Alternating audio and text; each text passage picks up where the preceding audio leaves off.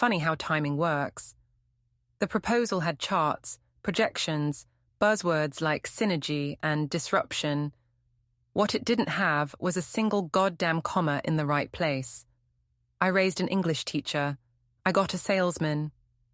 "Dad, you're sitting on a gold mine," he said, gesturing at my bookshop like it was a condemned building. "This location alone is worth $500,000. I looked around at my kingdom of dust and yellowed paperbacks. 23 years I'd been here, ever since I quit teaching. The shop smelled like old glue and sea salt from the harbor 2 blocks away. My customers were retirees and college kids who couldn't afford new books. I made enough to eat and keep the lights on. That was enough. "I'm not selling, Jamie. You're not listening." He stepped closer, and I noticed his suit cost more than my monthly rent. "My app is going to revolutionize micro-investing. We've got angel interest, but I need seed capital. 50,000 would get us to beta. Then get it from your angels. Dad." His voice dropped to that tone he used when explaining things to stupid people. "You're 63. You had a heart scare last year. What happens when you can't climb these stairs anymore? When your hands shake too much to shelve books?" I wanted to tell him my hands only shook when I was angry. Instead, I said, "I'll burn the place down and roast marshmallows." He didn't laugh. Jamie stopped laughing at my jokes around the time he discovered networking events. "I'm trying to secure your future," he said. "Our future. When you sell this place, you can live with me and Melissa. Comfortable. Safe." "I'd rather eat glass." That's when his face changed. The salesman's smile evaporated, and I saw something cold underneath. My son. My boy who used to cry at animal shelter commercials. Now he looked at me like I was a quarterly earnings report that disappointed. "We'll talk again at the wedding," he said, collecting his proposal. "You'll change your mind." He left without saying goodbye. I sat on my stool behind the counter and realized my hands were shaking. I stared at the bell above the door, still swaying from his exit, and for a moment the whole shop felt like it was breathing. Slow, patient, unconcerned with either of our timelines. The dust motes in the sunlight kept drifting, the old floorboards kept settling, and a seagull outside shrieked like it always did at 3 p.m. The world didn't care that my son had just tried to buy my life out from under me. That cared. Or rather, it didn't care at all, which made it worse. It was the body's way of leaving little red post-it notes. Something is wrong. Check engine light is on. Act now before the warranty expires. I should have gone to the doctor immediately. Instead, I alphabetized the poetry section, brewed a pot of coffee that tasted vaguely of soap, and told myself it was probably nothing. People my age are always finding something alarming. Sometimes they go away. Sometimes they don't. I had a shop to open, and the shop came first. Around 4, Mrs. Lanier came in for her weekly mystery novel. She's 81, walks with a cane that looks like it could knock down a horse, and still insists on paying with exact change, which she counts slowly while telling me whatever new disaster her garden is facing. "You look pale," she said, peering at me over her glasses. "Ghost pale. You eat anything today?" "Coffee counts," I said. She frowned, the same frown she used when I was 10 and broke her window with a baseball. "Men think coffee is a food group. It isn't. Get some broth, something with salt. You're shaking." Everyone was suddenly obsessed with my shaking. "Must be the weather," I lied, though it was a perfect blue sky day. "You find anything good this week?" She launched into a rant about how modern mystery writers rely too much on twists and not enough on character, and I nodded along, letting her voice fill the room the way it always did. Regulars like her were the reason I stayed. They didn't buy much, but they showed up, and that meant something in a world where everything could be downloaded in 3 seconds. After she left, the shop went quiet again. I could hear the harbor, foghorn, distant engines, the slap of water against docks. Unlike suns, unlike bodies. I made myself a promise. I'd go to the clinic tomorrow. First thing. No excuses. I even wrote it on a sticky note and put it on the register, like a receipt I still had to process. Then I threw Jamie's proposal in the trash, missing the bin on purpose. Papers scattered across the floor like the feathers of some bird I'd shot mid-flight. For a long while, I just sat there, surrounded by my life in paper form. Discarded offers and aging novels, old promise and older ink. I thought about when Jamie was little, when he'd sit behind this very counter doing homework while I restocked shelves.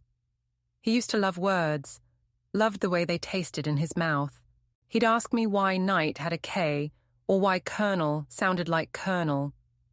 We made a game of etymology at dinner. Now he talked in metrics and mergers, in percentages and sticky user retention, whatever the hell that meant. Maybe I should have pushed him less, or more. Maybe the only thing worse than disappointing your father is becoming everything he didn't expect. The bell rang again. A college kid wandered in, earbuds in, backpack sagging. He didn't say hello, just drifted toward sci-fi. I watched him flip through Asimov with the restless energy of someone pretending to browse while actually texting. The youth of today, multitasking, even while ignoring you. I thought about telling him to take out his earbuds and respect the sacred quiet of a bookstore, but I didn't. People find their way to stories however they can. Who am I to judge the format of their distractions? He left without buying anything. That made 3 walkouts for the day. I closed early, locked the door, turned the sign. The streets outside were turning that gold color that makes everything look like it belongs in a memory instead of real life. I stepped outside and smelled the harbor, salt and diesel, something briny that coated your thoughts. I walked home, didn't take the car, needed the quiet, needed to feel the pavement, the uneven bricks, the gravity of a body still working, for now. My apartment is above the shop. I used to think that was romantic, a man living above his bookstore, like a character in a French novel. Now it just means the line between working and existing has blurred beyond recognition.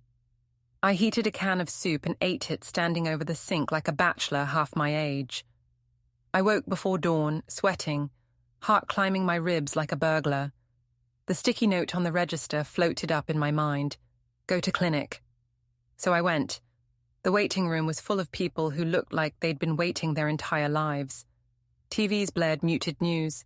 Magazines curled at the edges. A child coughed a cough that sounded like it had opinions. The doctor was younger than Jamie. That bothered me more than the latex gloves. We'll run some tests, he said. Could be hemorrhoids, could be polyps, could be something else.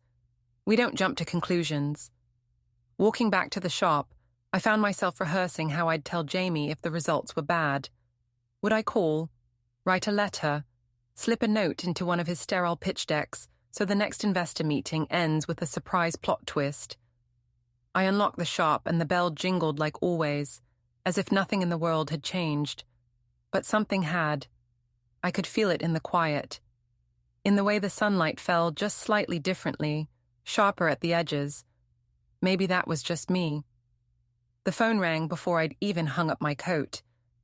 The ringtone Jamie had set for himself years ago, some obnoxious synth loop he thought sounded future-forward. I nearly didn't answer. Dad, he said without preamble, have you thought about what I said? No hello. No how are you? No acknowledgement that yesterday he'd basically called me a liability in my own life. I went to the doctor this morning, I said. Silence. For a moment I thought the call dropped. Oh, he said finally. But there was no emotion, just the sound of a man rearranging a meeting in his head. Everything okay? They're running tests. More silence. Then, well, good. That's responsible.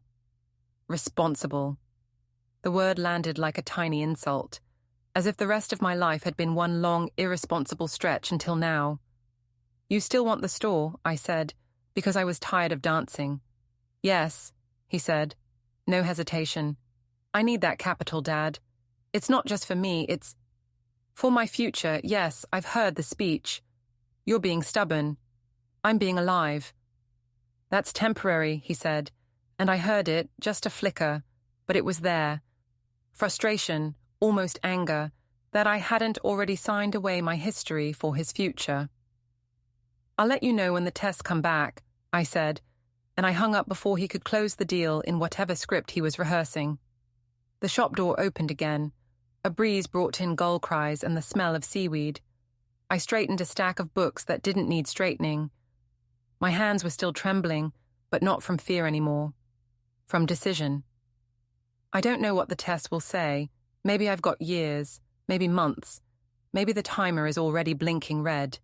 But I know this. I will not spend whatever time I have left being managed like an asset. If I die here among the books, fine. If I live here until the shelves collapse under their own stories, even better. People think a bookstore is just wood and paper. They're wrong.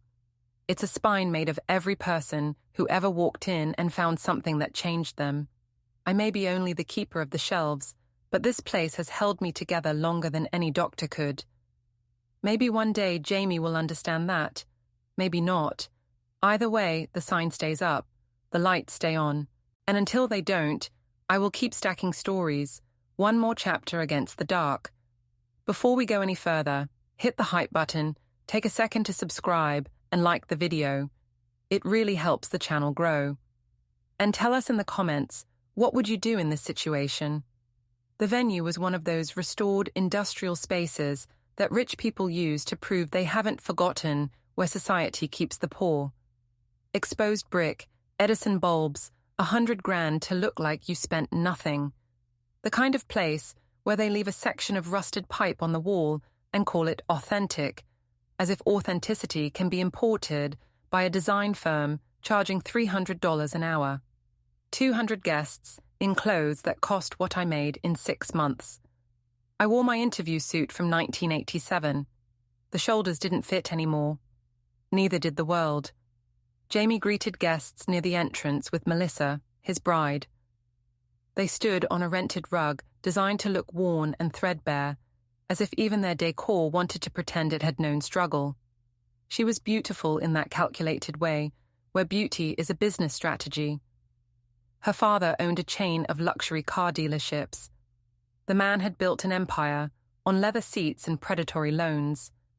My future daughter-in-law had never worked a day in her life, unless you counted Instagram photo shoots, which she did. Her resume consisted of angles, lighting, and sponsored content. "Dad!" Jamie's hug felt like a corporate handshake. Firm, practiced, and over too quickly. "You made it. Wouldn't miss it." A lie. I would have missed it gladly. Melissa's smile was all teeth. "We're so glad you're here. Jamie was worried you might not come." "Traffic was light," I said. Not a single person in that room cared how long my drive was, or that I had taken the old car with the failing transmission because the good one was in the shop again.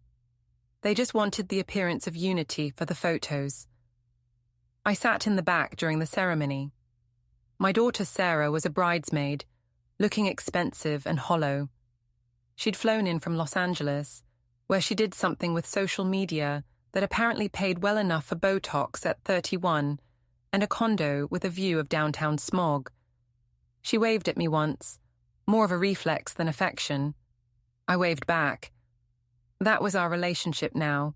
Gestures across crowded rooms, signals sent but never decoded. The ceremony wasn't a religious one. No scripture, no priest, no mention of anything older than the Wi-Fi password. Instead, there were curated vows about building a future, leveraging emotional synergy, and living a life optimized for joy.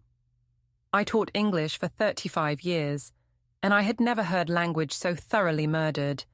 Every sentence sounded like it had been tested on focus groups. The reception had an open bar. I stuck to water. I needed to stay sharp, though I wasn't sure why yet. Just a feeling in my gut that something was coming. Teachers develop instincts about when students are about to cheat. The same instinct works on adults too. The older they get, the higher the stakes, the quieter the warning signs. The DJ played music selected to sound spontaneous, but designed to avoid any song older than the couple's birth year. Nobody wanted nostalgia. Nostalgia hints at the past, and the past contains accountability. The past is where people remember who you were before you reinvented yourself for money. Melissa's father gave a speech about family and legacy, about how love is the foundation upon which empires are built. Jamie gave a speech about how love conquers all, which was ironic coming from a man who'd just spent 6 months calculating the ROI on marriage. Then Melissa stood up with the microphone. "I want to thank everyone for coming," she said. Her voice was champagne and razors, especially Jamie's father, who made a very long trip to be here. Everyone looked at me. I smiled and nodded. My gut tightened, the way a boxer's muscles do a second before the bell rings. "Jamie and I have been talking about our future," Melissa continued, "about building something together, about making sacrifices for what matters." I knew where this was going. I should have left. I should have stood up quietly, walked out the back door, and driven home. But I stayed. Maybe I wanted to hear them say it out loud. Maybe I needed the excuse. "Jamie's father owns a property downtown," she said. "A bookshop. It's a beautiful space, but it's not being used to its potential." That was the moment I knew this wasn't a speech. It was an ambush, a staged intervention where the problem was me. "We'd like to ask publicly, with all our friends and family here as witnesses," she said, gesturing wide like a prosecutor to a jury, "that he consider selling it to help us start our life together, to invest in our future." The room went quiet. 200 people stared at me, waiting. Not one blinked. I recognized the look, the same one administrators gave when they announced layoffs, polite, expectant, weaponized. "The app could change lives," Melissa said, "but we need capital. And frankly, what's more important, a dusty bookshop or your son's dreams?" I stood up. My chair scraped loud against the floor, a sound heavier than anything the DJ's speakers could produce. "No," I said. Her smile cracked. "I'm sorry." I said no. I'm not selling my shop. Not for you, not for him, not for any dream that comes with a PowerPoint presentation. Jamie stood up. "Dad, sit down." "I'm sitting down, at home, where I'm going now." "You're embarrassing us," Sarah hissed from the bridesmaid table, her lips barely moving. "Good." Melissa's face went red. She wasn't used to hearing no. She was used to discount codes and brand deals, to apologies and accommodations. "You selfish old man," she spat. "You'd rather hoard your pathetic little store than help your own son." "That pathetic little store put him through college," I said. "It paid for your engagement ring, too, back when he still asked me for money." She moved fast. 3 steps and her hand cracked across my face. The slap echoed. Someone gasped. Someone else whispered, "Did that just happen?"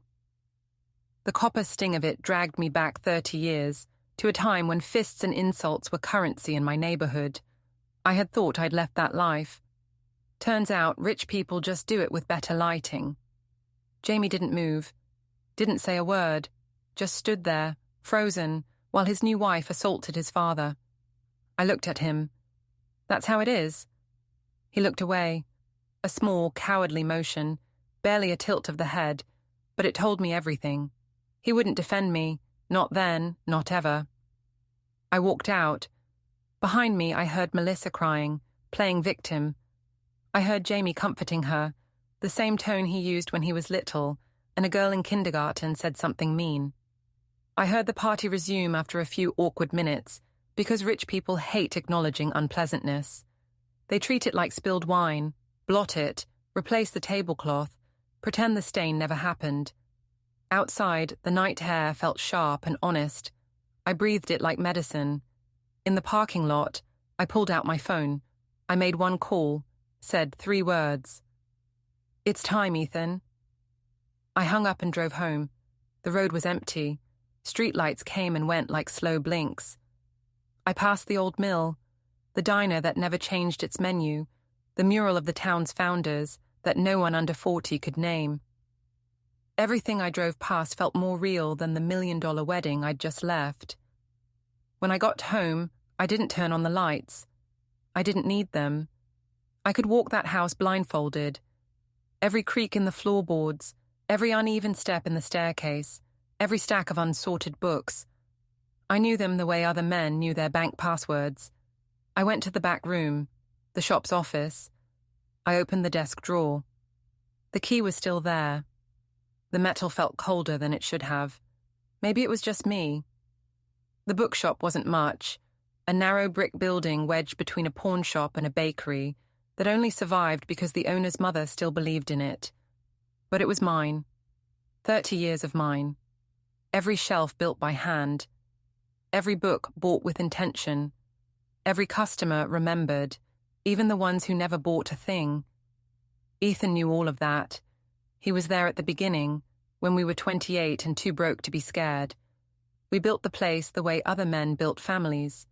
Then life happened. He left. I stayed. Stories always split somewhere. Now they were converging again. Back at the wedding, a man I hadn't seen in 30 years walked through the doors. I imagined the way silence must have followed him. Ethan never needed volume to make a room listen. He was the quiet kind of dangerous, the kind people didn't recognize until their options had already narrowed. And I had said the words, "It's time." Time for what? They would ask. Time for what, exactly? The answer lived in 30 lost years, in an unpaid debt, in a promise we had made in a basement long before my children were born, or Melissa learned how to pose for a camera. Some dreams cost money, others cost something else. Jamie blocked my number the next day. Sarah sent a text that said, "You ruined his wedding. Don't contact me." Then nothing. I tried calling. Voicemail. I tried emailing. Bounced back. I drove to Jamie's condo. The doorman had instructions not to let me up. My son had erased me like a typo. The bookshop got vandalized 3 days later. Someone spray-painted "Old Fool" across the front window. The police took a report and did nothing. I spent a morning scrubbing it off, my knuckles raw, my back screaming. I was 63 and alone. Maybe Melissa was right. Maybe I was just a selfish old man clinging to nothing. The bell over the door chimed. I looked up from my cleaning and saw a girl. 17, maybe 18. Ripped jeans, hoodie, backpack that looked like it held everything she owned. Her face was dirty, but her eyes were sharp. "You hiring?" she asked. "No. I can work for food, or books. I like books." I studied her. Something about her face nagged at me. The shape of her jaw, her eyes. "What's your name?" "Riley." "Where are you from?" "Around." "Around where?" She shrugged. "Wherever. I've been on my own a while." "How old are you?" 18. "Try again."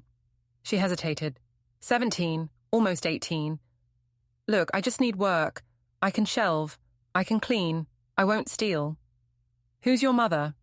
Her face changed. That defensive mask teenagers wear when adults get too close to the truth. "Why?" "Because you look familiar. And I'm trying to figure out why. I don't know who my dad is, if that's what you're asking." "But you know your mother."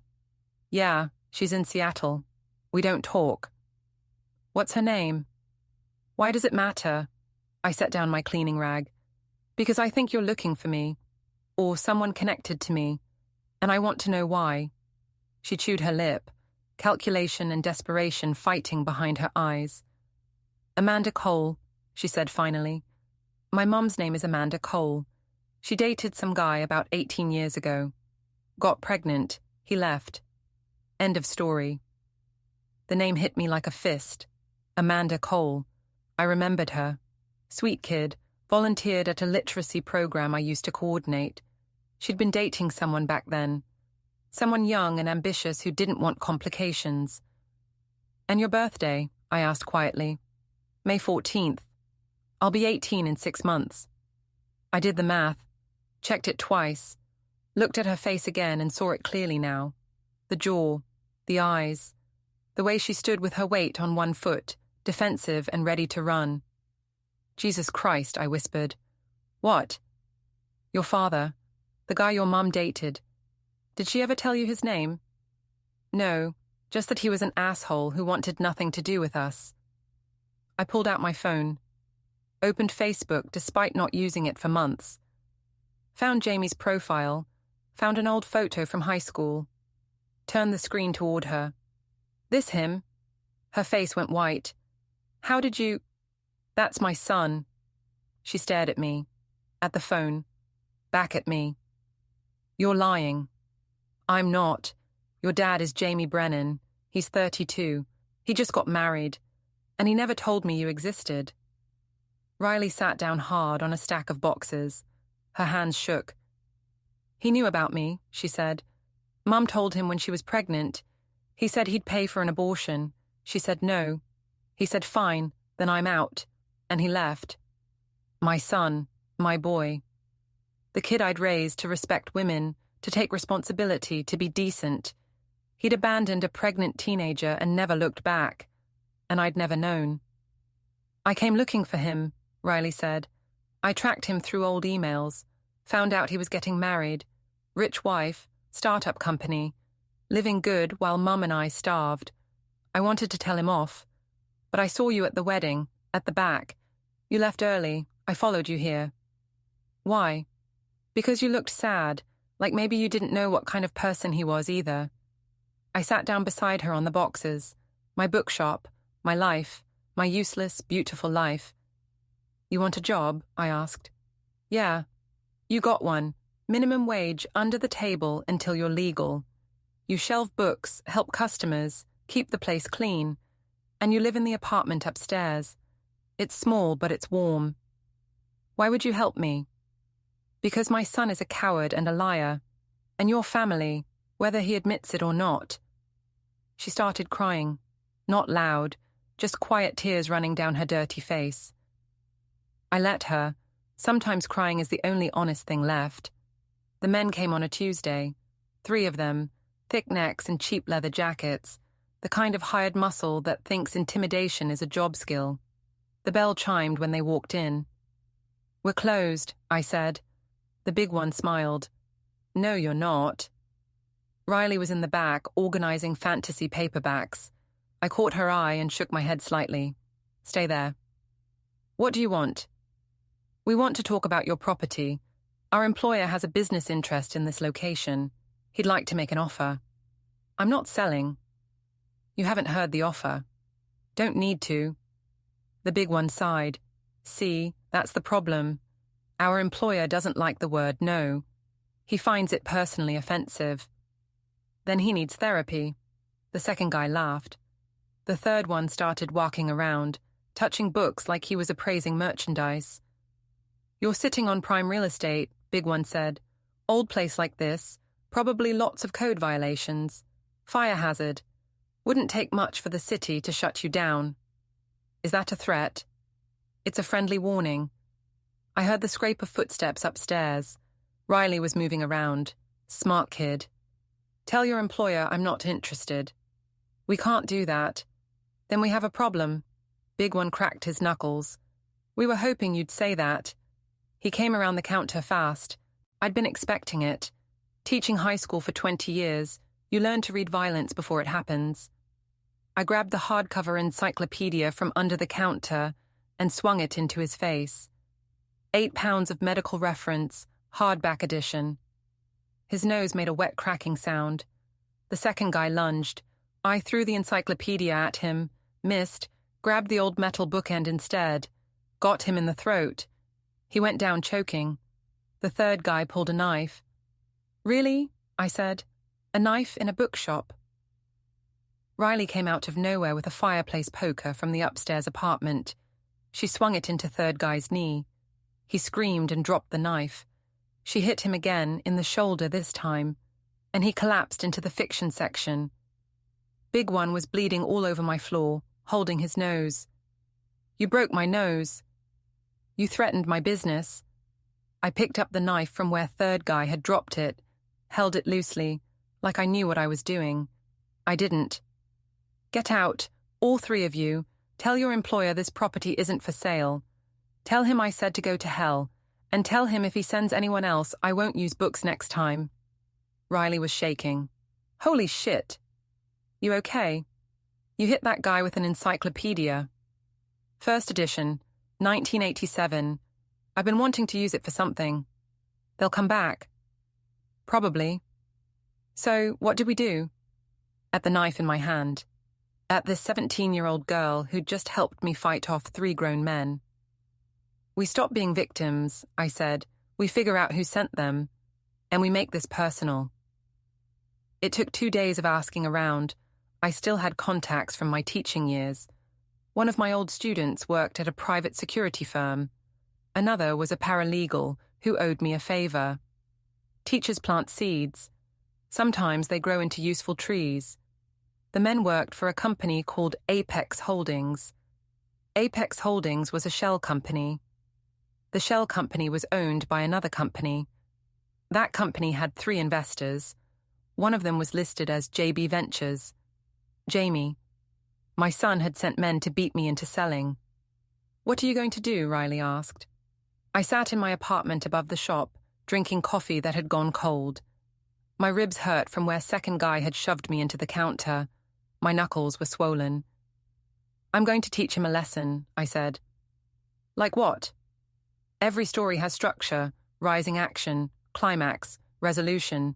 He thinks this is his story, where he's the ambitious hero overcoming his stubborn father. He's wrong. This is my story, and I'm going to show him how it ends. That's cryptic as hell. I'm a teacher. We specialize in cryptic. She grinned. So, what's the first chapter? I need to get in shape, and I need information. I can help with information. And I need a phone call. I dialed a number I hadn't used in 30 years. It rang 4 times. A voice answered, smooth and careful. David, is that you? Hello, Ethan. It's been a long time. It has. You got my message about the wedding? I went. Very dramatic.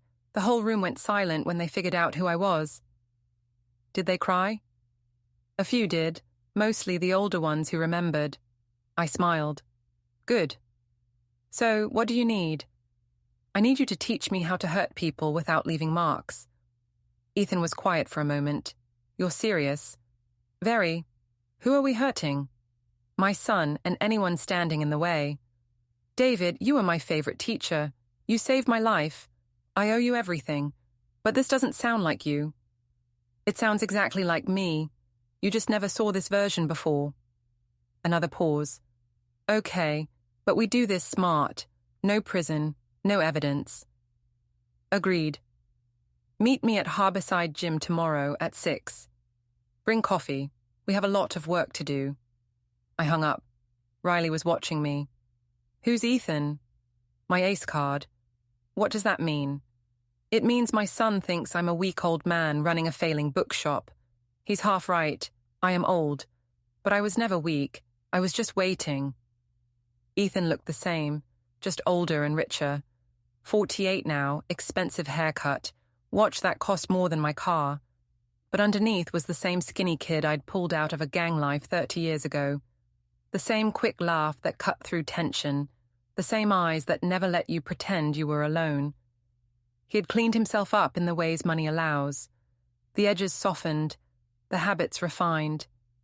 But when he smiled at me the old way, the world snapped into focus.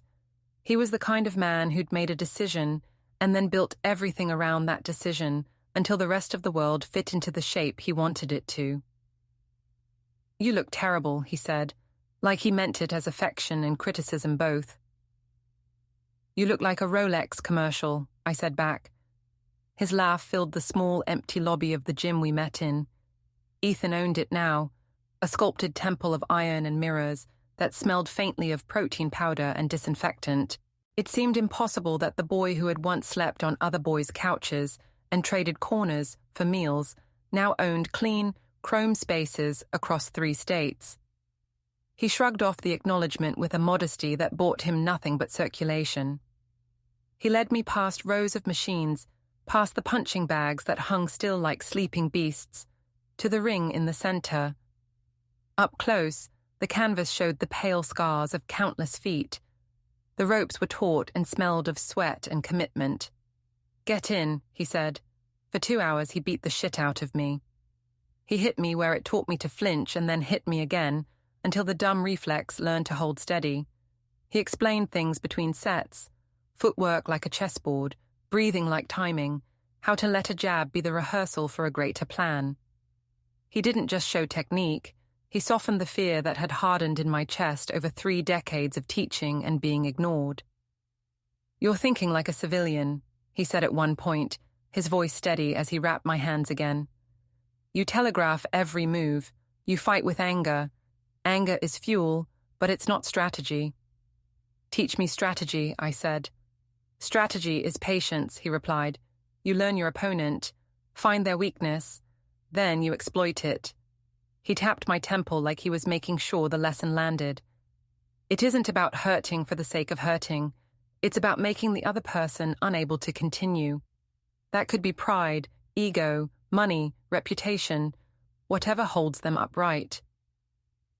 My opponent was not a stranger in a bar. My opponent was the man who had inherited my son, polished him into a product, and then turned that product against me with a smile. "My opponent is my son," I said, the words coming out quieter than I expected. "Then you already know his weakness," Ethan said. He said it like he didn't need to finish the sentence. He knew. Of course he knew. He knew everything that mattered about people who were shaped in our town. The ones who left, and the ones who stayed. Pride. Men like him, they think they're untouchable. They think money is armor. You take away the money, or the illusion of it, you take away the armor. Then you hit where it hurts. We trained 6 days a week, boxing, grappling, basic self-defense. Ethan kept the sessions intense but constructive. He corrected the way I held my chin, the way my shoulders tensed before a swing, the way my foot slid when I wanted to push off for more power. He taught me how to move without telegraphing. A shift here, a breath there. He taught me endurance, the art of doing something ugly and painful long enough to make it matter. But he did more than train my body. He rebuilt the brittle scaffolding of my confidence. In the ring, I stopped being dad. I was the man I used to be when I could lose everything and still have a plan. That was a dangerous thing to feel, but it was also a necessary one. Between sessions, Riley did research. Riley was younger than both of us, a quiet woman with sharp eyes and a tongue that never wasted words. She had come recommended by an old friend, a lawyer who knew when to point people in directions that didn't involve courtrooms. She worked in the background, moving like a librarian of other people's lives, sifting through public filings, parsing investor statements, piecing together the architecture of Jamie's app the way a detective reconstructs a crime from cigarette butts and receipts. She was good at it, better than I expected. Her fingers left calluses on the mouse. Her laptop wallpaper was a grid of legal documents and investor screenshots. She drank black coffee and rarely smiled. She tracked Jamie's startup through public records, social media, LinkedIn profiles. She found his investors, his partners, his business deals. A yearly report here, a seed round announcement there. She mapped his life like a military campaign, where money came from, what his obligations were, what people depended on him. She annotated the timeline with probable vulnerabilities, the soft points where hubris and schedule and outside pressure would make him break. "Your son is overextended," she said one night, spreading printouts across my kitchen table. The kitchen light painted circles on the table. The house felt small and honest in ways the wedding did not. "The startup has funding, but it's all contingent on hitting milestones. If he misses even one, investors can pull out. And if they pull out, the whole thing collapses." I looked down at the paper, numbers and dates, terms I didn't fully understand, but could see the shape of. "What are the milestones?" "Product demo in 3 months, beta testing in 6, Launch in a year. He needs to hit all 3. She tapped the calendar on the screen like a metronome. So we make sure he doesn't, I said, and it sounded worse in the small room than it had in my head. The truth of the sentence was a hard thing to taste, unsweetened, decisive. How? Riley asked, but she didn't ask. Like the question had to be crude or dramatic. She wanted options. She wanted contingencies. She wanted a plan that left room for failure and exit. I smiled, because in a way, it felt like the start of a story. Every good story needs conflict, I said. Let's give him some. We were careful because there were lines you didn't cross even when you were angry enough to redraw a map. Careful because I had spent a lifetime teaching teenagers not to burn bridges they might need later. Careful because there were consequences, not just for Jamie, but for Sarah, for people who were on the margins because of their contracts, mortgages, and illusions. We were also careful because the world was full of lawyers and cameras, and men who got rich because they learned to convert chaos into lawsuits. Riley focused on whisper campaigns and paper trails. She unearthed small discrepancies, an old vendor whose payment history matched a name that hadn't been disclosed, a patent application filed too hastily, a privacy compliance box left unchecked. We didn't create problems out of nothing. We showed the people who needed to see it that problems existed. A leak here, an anonymous email to an investor with a concise and plausible question, was all it took. Investors like to act like gods, but insecurities make them very human. They'd rather not be the last to discover that their money bought a premise that couldn't stand up to daylight. Ethan and I worked on presence. We gave interviews to the right people, the ones who could make a sentence sting.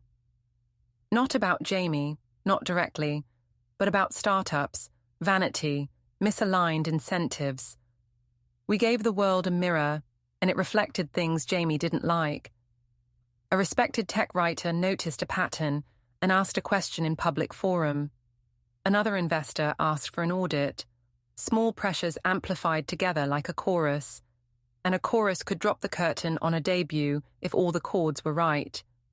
We used social pressure in the ways social pressure prefers to work, selectively, elegantly, and with plausible deniability. Not threats, not violence, at least not at first. The idea was to make Jamie bleed reputation before he bled bank accounts, and then watch the cascade. A missed milestone would become a justification for funding to be delayed. Delayed funding would mean deferred payments. Deferred payments would mean partners get nervous and employees start to whisper. A company built on momentum collapses when momentum is interrupted. That was the plan in broad strokes.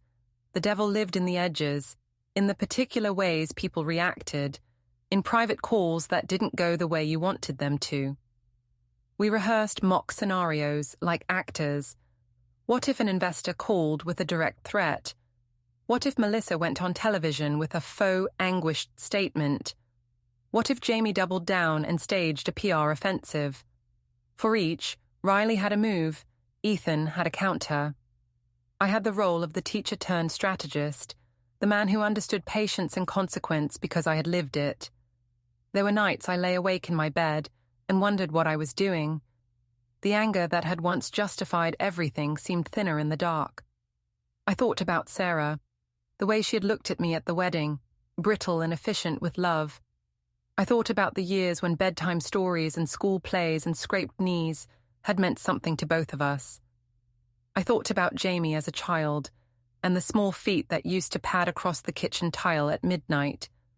The way he used to demand pancakes, and the way he, as a teenager, accepted drives and advice with an impatience that annoyed me. Those memories were soft and dangerous. They were anchors, and also the reasons I could not ignore what had happened. What if he gets hurt? I asked Ethan once, after a particularly grueling session when my knuckles felt like pebble beaches. He will get hurt one way or another, Ethan said. He sat on the edge of the ring, breathing, the gym lights haloing his shoulders. If he keeps trading with people who don't feel the cost of what they do, they will find ways to hurt him. If we make the hurt proportional, non-violent, reputational, financial, then it's a lesson. If we go violent, then all the good things you've done in your life are at risk. You taught kids to weigh consequences, remember. Apply your lesson to yourself. I folded that into my pillow like a small, flammable thing and promised to keep it from catching. We began the slow, patient work of nudging the world. We didn't break things. We accelerated the existing decay. An investor already uneasy about burn rates found a concise spreadsheet with a line item that didn't reconcile. A beta tester posted a thread about a curious privacy request the product made. Nothing obscene, nothing illegal, but the kind of thing that makes press people sit up and sniff. A competitor's analyst sent a polite note asking if Jamie's firm held all its required certifications. The network of small, polite questions turned into an undercurrent. Jamie answered with arrogance. He posted a triumphant photo of a celebratory lunch with investors, and his followers commented with pom-poms and emojis. He gave a demo to a small group, and the applause was the polite kind that professionals give when they're not sure whether to be impressed. He hired consultants to craft brighter messages. Melissa arranged a vanity profile in an online magazine about millennial couples who were reimagining entrepreneurship. They bought the narrative they wanted, and for a while, it worked. People want to believe in Eden until someone points out the snakes. Between the external nudges and the training in the ring, the hardest work was the one the world could not see. I had to learn to be present with my feelings without letting them run the show. I had to answer the phone when Sarah called. I had to visit my shop and remind myself why it mattered beyond its monetary value. I restocked shelves, rearranged displays, sat in a chair near the window, and watched people come in who'd never see me as anything but the man behind the counter. An old woman came in one evening and bought a book on knitting. She told me about her late husband and how he used to read to their children. Her voice had the tremor of someone who had carried grief so long it fit like a trapeze harness. I listened. I made a cup of tea and sat with her while she read a paragraph aloud. These were the reasons the shop mattered. They weren't metrics on a dashboard. They were lives. Those small acts kept me honest. They reminded me that vengeance could look like a moral crusade when you were up close to it, and there was a thin line between a mission and a vendetta. I tried to keep my feet on the right side of that line. Ethan and Riley were my conscience in different ways. Ethan with a pragmatic calm that respected outcomes. Riley with a brilliance that sidestepped melodrama. Neither asked me to be someone I wasn't. They asked me to be precise. We moved forward for months with the kind of patience you develop grading essays and watching teenagers make the same mistakes over and over. The calendar kept its indifferent pace, and the start-up timetable began to wobble like an athlete's ankle on a bad step. An investor scheduled a call, then rescheduled. A partner delayed integration. Jamie started to look tired in photos. He started to call me less often. When he did call, his voice had the clipped edge of someone trying to reassure himself as much as anyone else. The night before the product demo, I drove past the wedding venue. The lights were off now. The place that had felt like a stage had returned to being a building. I thought about the way Melissa had slapped me and how oddly clean that split-second violence had been. Audible, undeniable, then smoothed over. I thought about Jamie, about my son, about how the distance between us had not been created overnight, but rather had been a collection of tiny, neglected choices. I stood in the dark for a long time, the engine ticking as it cooled. I thought about the story I'd promised myself I'd tell, the one where I wouldn't be swallowed by a son's mistakes. I thought about all the students I'd taught, the ones who'd needed a firm hand and a reason to keep trying. I thought of the man I had been and the man I was becoming, and whether they were at odds or the same person wearing different clothes. When I went home, I didn't sleep well. My palms were sore from the mitts. My muscles ached with new habits. My mind populated with contingencies. In the morning, Ethan and Riley arrived earlier than usual. Ethan's face was calm, focused. Riley's eyes were bright, with the kind of energy that liked to be visible. "Tonight," she said, "is the demo. Investors will be watching. If you want him to crack, it will happen tonight or it won't happen at all." "What do you expect?" I asked. "A pause," she said. "A delay, a question that can't be answered on the spot. And if they can't answer it, investors will start to ask for documents." Ethan looked at me. "You ready?" I thought of the ring, the punch, the sound of Melissa's palm on my face. I thought of the old woman in the bookshop and the quietness of her hands turning a page.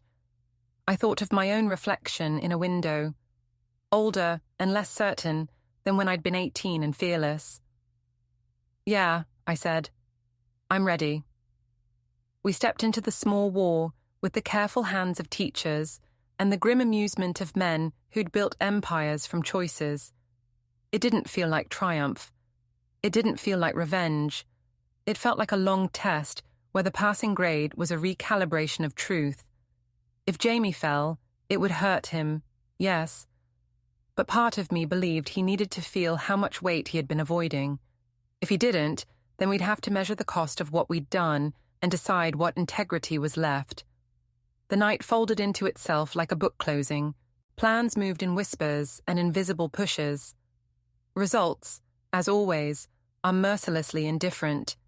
They arrive on their own terms and explain themselves later. I didn't want to be a man who settled for easy answers. I wanted to be a man who could own the consequences of his choices.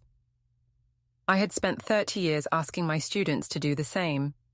Now the question was whether I could do it for myself. Sarah posted a video on TikTok. I saw it because Riley showed me. In the video, my daughter stood in her expensive Los Angeles apartment, makeup perfect, lighting professional. "Okay, so, real talk," she said to the camera. "Family drama is so exhausting. My dad literally ruined my brother's wedding because he's too stubborn to sell his sad little bookshop. Like, Dad, it's time to let go. You're holding everyone back with your boomer mentality." She laughed. The comments laughed with her. 10,000 likes. 50,000 views. My daughter was monetizing my humiliation. "She's awful," Riley said. "She's scared." "Of what?" "Getting old, being irrelevant, ending up like me." "You're not irrelevant." "To her, I am. I don't have followers. I don't have brand deals. I'm just the embarrassing old man who reminds her that someday she'll be old too." I called Sarah anyway. She answered on the 4th ring. "What? Nice video. Are you seriously mad? Dad, you need to accept reality. You're living in the past. And you're living in a fantasy where likes equal love. That's so typical. You've always been jealous of my success." "Sarah, I'm not jealous. I'm sad."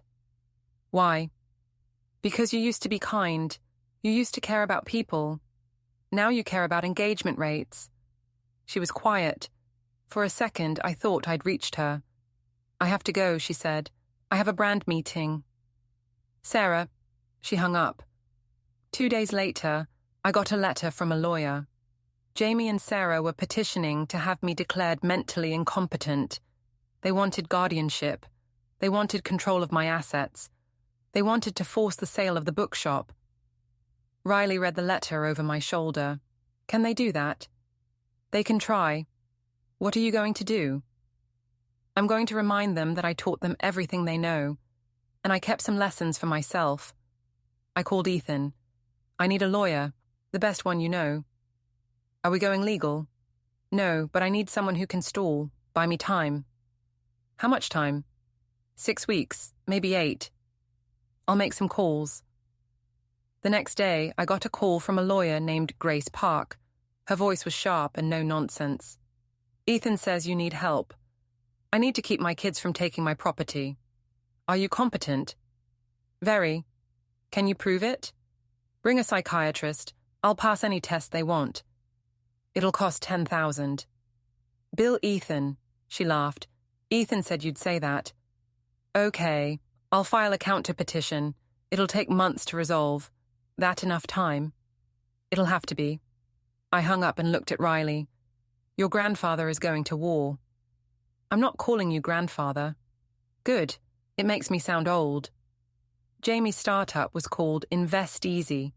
The pitch was simple, an app that automated micro-investing using AI. Put in $10, the algorithm diversifies it across stocks, crypto, bonds. The app took a 1% fee. Scale it to 1 million users. That's $100,000 a day. It was actually a good idea, which made it worse. My son wasn't just greedy. He was talented. He could have built something legitimate without destroying me first. The product demo was in 8 weeks. They were shipping hardware components from a supplier in Taiwan. Riley found the shipping manifests online. 4 pallets of custom circuit boards, arriving at the port of Oakland, then trucked to a warehouse in the industrial district. If that shipment doesn't arrive, he misses his demo, Riley said. We're not stealing it. I'm not suggesting theft. I'm suggesting delay. How? She grinned. You're going to love this. We spent 3 days planning. Ethan provided equipment. Riley provided logistics. I provided the hands. The shipment arrived on a Wednesday. It sat in a warehouse overnight, scheduled for pickup Thursday morning. We went in Wednesday at 2 a.m. The warehouse was old, minimal security, one guard who spent most of his time watching videos on his phone. We waited until his patrol cycle, then slipped in through a side door Riley had unlocked earlier. The pallets were marked with Invest Easy labels, 4 of them shrink-wrapped, sitting near the loading dock. We have 10 minutes, Riley whispered. I pulled out the cordless drill. We'd practice this. Drill through shrink wrap, open boxes, remove random circuit boards, reseal boxes, reseal shrink wrap with heat gun. 10 minutes. Maybe less if we were fast. We were fast. By 2:30, we were back in my car, 3 miles away, breathing hard. Did we just commit a felony? Riley asked. Technically, we committed several. I'm a bad influence on you. You're a terrible influence. I'm proud of you. She laughed.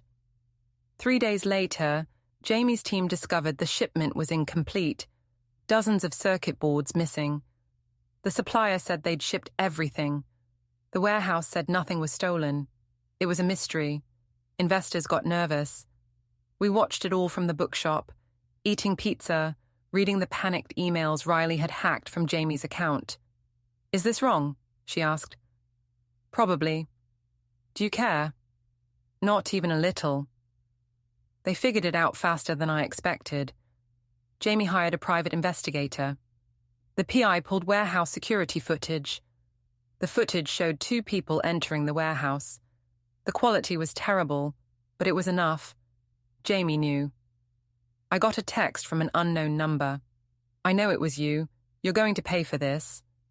Bring it, I texted back. They came at night. 5 men this time, not 3. Professional security types, ex-cops probably, the kind who knew how to hurt people and avoid lawsuits. But I wasn't at the bookshop. I was at the warehouse where Jamie stored his remaining inventory. Ethan was with me. So was Riley, against my better judgment. This is stupid, she said. Completely, I agreed, but we're doing it anyway. Welcome to adulthood. The warehouse was mostly empty, just some equipment and boxes of promotional materials. We weren't there to steal. We were there to send a message. We spray-painted Easy Invest in Honesty across the wall. We rearranged boxes into the shape of a middle finger. We left a note on Jamie's desk. You wanted a war. You got one. Love, Dad. We were halfway out when the security team arrived. Shit, Riley said. Run. We ran. Down aisles of pallets, through the back storage area toward the exit.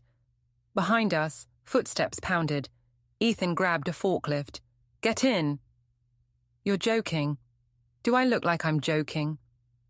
Riley and I climbed onto the forklift. Ethan hit the accelerator. We lurched forward, crashing through boxes, knocking over stacks of equipment. "This is insane," I yelled. "You wanted drama," Ethan yelled back. A security guard tried to cut us off. Ethan swerved, clipped a metal shelf, kept going. The whole warehouse was chaos, alarms blaring, lights flashing. We burst through the loading dock door, the forklift scraping metal, and crashed into the parking lot. Ethan stopped the forklift. We jumped off and ran to my car. 3 minutes later, we were on the highway, laughing like idiots. "That was the dumbest thing I've ever done," I said. "That was amazing," Riley said. "That was necessary," Ethan said. "Your son needs to know you're not afraid." "I'm terrified." "Good. Fear makes you sharp." Jamie didn't call the police. He couldn't. Admitting his father vandalized his warehouse would make him look weak. Instead, he doubled his security and started investigating me. I let him. Every minute he spent focused on me was a minute he wasn't saving his failing company. Melissa called me on a Thursday. I almost didn't answer. "Mr. Brennan?" "That's me. We need to talk, privately." "About what?" "About Jamie. And about the girl." "What girl?" "The one living with you, the homeless teenager. I had her investigated. She's Jamie's daughter, isn't she?" "What do you want?" "I want to meet. Tomorrow. The coffee shop on Harbour Street. Come alone." She hung up. "This is a trap," Riley said. "Probably." "Are you going?" "Absolutely." Melissa sat in the corner booth, oversized sunglasses, designer coat.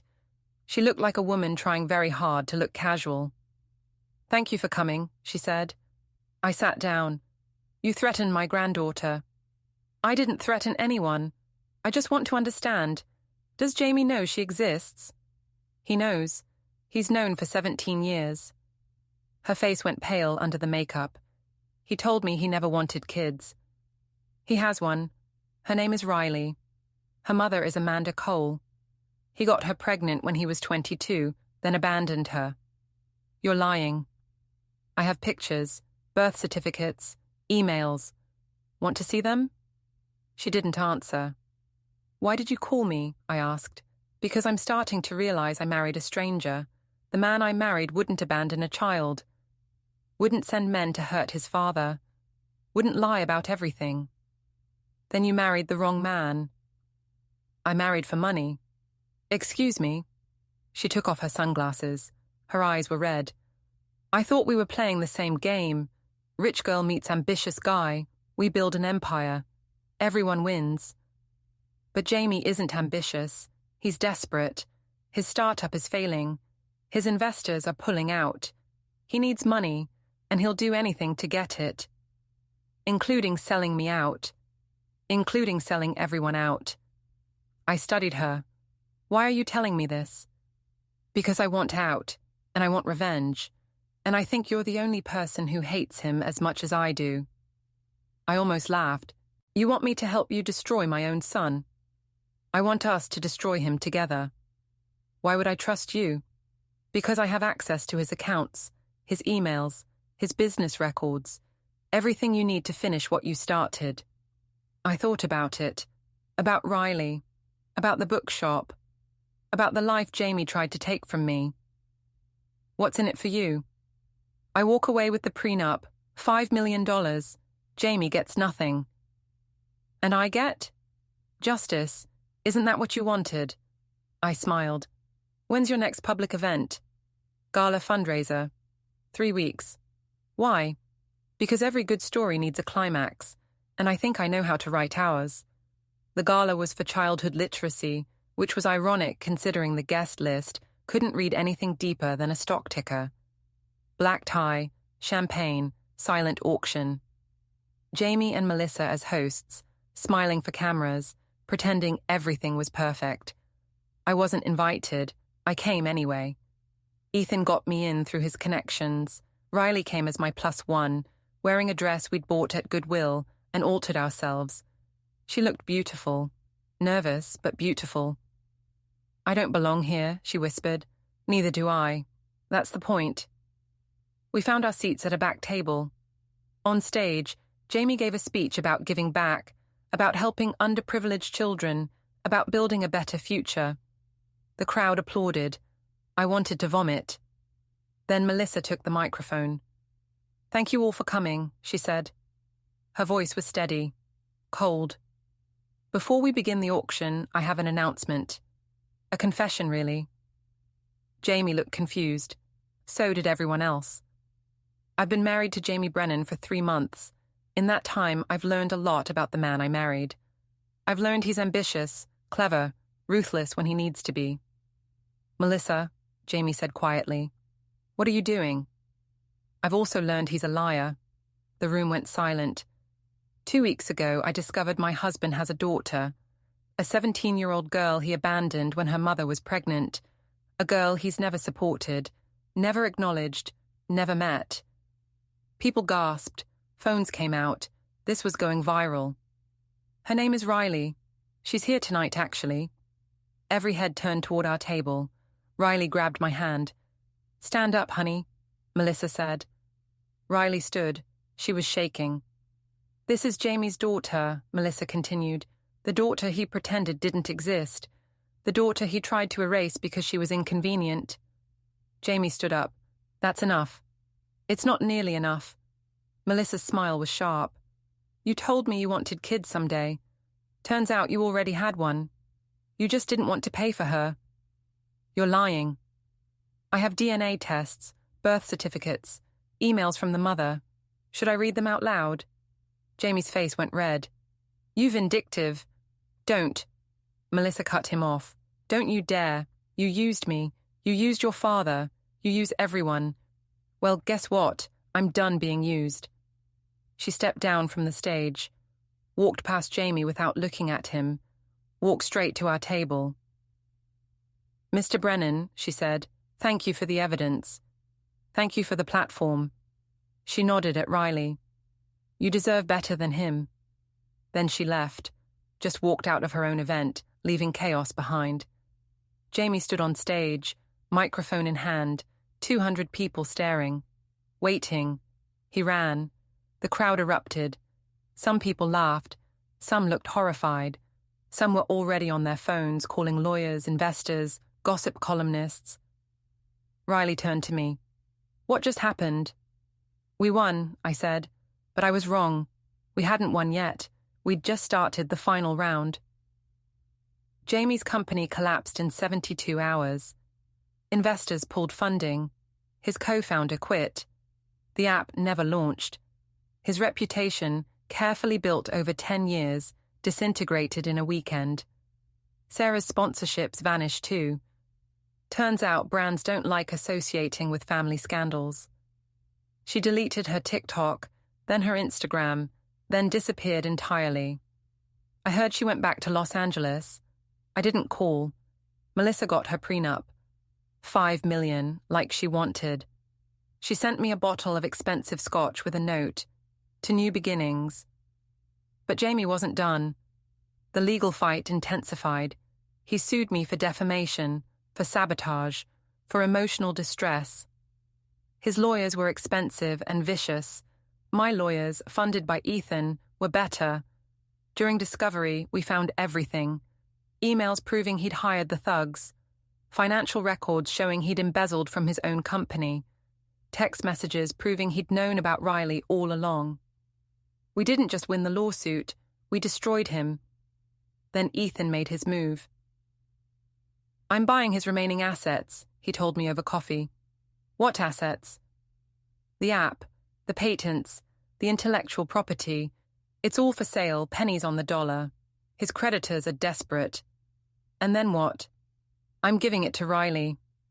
I stared at him. What? She's smart, tough. She deserves a shot. The app was a good idea. Jamie just executed it badly. I'll fund the rebuild. She'll run it.